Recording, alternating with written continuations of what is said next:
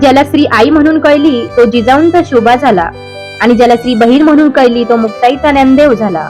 ज्याला स्त्री मैत्रीण म्हणून कळली तो राधेचा श्याम झाला, आणि ज्याला स्त्री पत्नी म्हणून कळली तो सीतेचा राम झाला.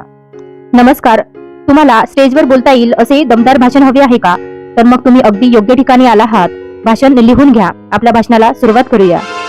नमस्कार. आदरणीय प्रमुख पाहुणे, सन्माननीय शिक्षकवृंद आणि माझ्या सर्व मातांनो, भगिनींनो, कन्यांनो व प्रिय मित्र मैत्रिणींनो, आज मी जे बोलणार आहे ते केवळ भाषण नाही, ते आहे प्रत्येक स्त्रीबद्दल मनात असलेला आदर, कृतज्ञता आणि अभिमानाचा जाज्वल्य उद्गार.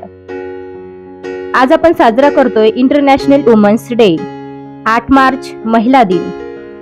हा दिवस फक्त शुभेच्छा देण्याचा नाही, तर स्त्रीच्या अस्तित्वाचा स्वीकार करण्याचा, तिच्या कर्तृत्वाचा गौरव करण्याचा आणि तिच्या संघर्षाला सलाम करण्याचा आहे. जरा डोळे मिटून विचार करा. आपल्या आयुष्यातील पहिली गुरु कोण? आई. पहिली प्रेरणा कोण? आई. पहिलं धैर्य कोणी दिलं? तर आईने. म्हणूनच स्त्री म्हणजे केवळ एक व्यक्ती नाही, ती जीवनाचा आधार आहे. ती प्रेमाची सावली आहे, पण गरज पडली तर वादळासमोर उभी राहणारी भक्कम भिंतही आहे. ती कोमल आहे, पण कमकुवत नाही. ती शांत आहे, पण शक्तिहीन नाही. इतिहास साक्षी आहे, ज्या समाजाने स्त्रीचा सन्मान केला तो समाज प्रगतीच्या शिखरावर जाऊन पोहोचला. ज्या हातांनी पाळणा हलतो तेच हात भविष्य घडवतात. ज्या डोळ्यात माया असते त्याच डोळ्यात क्रांतीची ज्वाला देखील असते. ज्या पावलांनी उंबरठा ओलांडला त्यांनीच रूढी परंपरांच्या बेड्या तोडल्या. शिक्षणाची ज्योत प्रज्वलित करणाऱ्या सावित्रीबाई फुले यांनी अंधारात प्रकाश पेरला. देशाचं नेतृत्व समर्थपणे करणाऱ्या इंदिरा गांधी यांनी दाखवून दिलं की धैर्याला लिंग नसतं. रिंगमध्ये घाम गाळत भारताचा झेंडा उंचवणाऱ्या मेरी कॉम यांनी सिद्ध केलं की आई असली तरी ती अजिंक्य योद्धा असते. आणि आकाशाला गवसणी घालणाऱ्या कल्पना चावला यांनी तर जगाला सांगितलं की स्वप्नांना काही सीमा नसते. ही उदाहरणं मी जी दिलीत ती केवळ नावं नाहीत, ती प्रत्येक स्त्रीच्या आत्मविश्वासाचं प्रतिबिंब आहेत. कारण स्त्रीचं आयुष्य म्हणजे एक अखंड प्रवास, अपेक्षांचा, जबाबदाऱ्यांचा, त्यागाचा आणि तरीही हसतमुख राहण्याचा. ती स्वतःच्या वेदना लपवते, पण इतरांच्या आनंदासाठी आयुष्य झोकून देते. ती रडते पण हार मानत नाही. ती पडते पुन्हा उभी राहते. आजही काही ठिकाणी मुलींच्या शिक्षणावर प्रश्नचिन्ह असतं. तिच्या मताला किंमत नसते, तिच्या स्वप्नांना मर्यादा असतात. पण काळ बदलतो आहे. आज मुलगी डॉक्टर आहे, इंजिनियर आहे, शास्त्रज्ञ आहे, सैनिक आहे, अधिकारी आहे, उद्योजिका आहे. आणि जर ती गृहिणी असेल तरी ती घराची खरी व्यवस्थापक आहे. तिच्या संयमावर, तिच्या त्यागावर आणि तिच्या प्रेमावर प्रत्येक घर हे उभं असतं. म्हणूनच म्हणतात, स्त्री सशक्त झाली तर कुटुंब सशक्त होतं, आणि कुटुंब सशक्त झालं तर समाज देखील सशक्त होतो, आणि समाज सशक्त झाला तर राष्ट्र नेहमीच प्रगतीच्या शिखरावर जाऊन पोहोचतं. म्हणूनच आज आपण केवळ शुभेच्छा देऊ नाहीत, तर आपण वचन द्यावं. प्रत्येक मुलीला शिक्षण देऊ, प्रत्येक स्त्रीचा सन्मान करू, तिच्या मताला महत्त्व देऊ, तिच्या स्वप्नांना पंख देऊ. ती वादळातही दीप जपते, ती संकटातही धैर्य राखते, ती पडली तरी पुन्हा उभी राहते. स्त्री म्हणजे जिद्दीचं जिवंत उदाहरण असते. अश्रू डोळ्यात, ओठावर हास्य, मनात वेदना, तरीही ध्यास, स्वप्न पूर्ण करण्याचा अढळ विश्वास.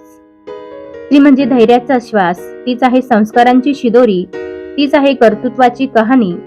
तिच्यामुळे उजळतो प्रत्येक संसार, आणि म्हणूनच तीच खरी आहे प्रगतीची निशाणी.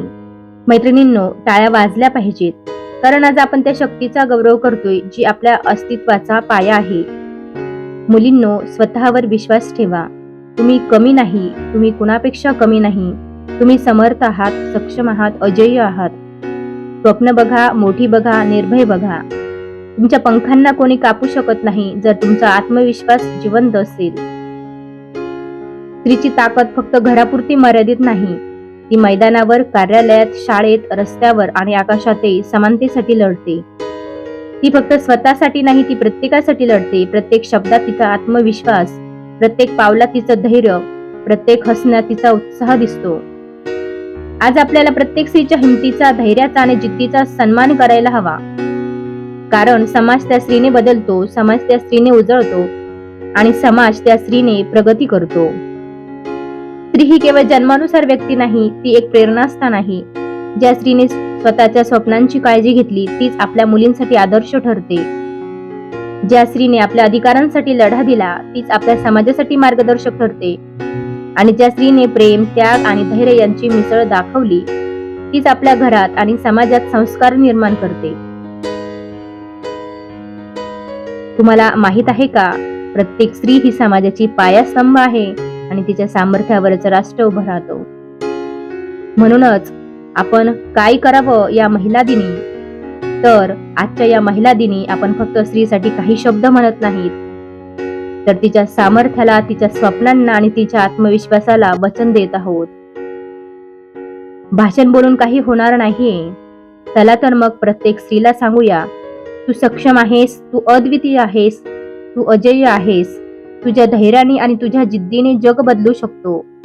चला आपण सर्वांनी मिळून स्त्री शक्तीला उंच भरारी देऊ, तिचा आदर करू, तिच्या स्वप्नांना पंख देऊ आणि तिच्या प्रत्येक सामर्थ्याचा प्रत्येक दिवस साजरा करू.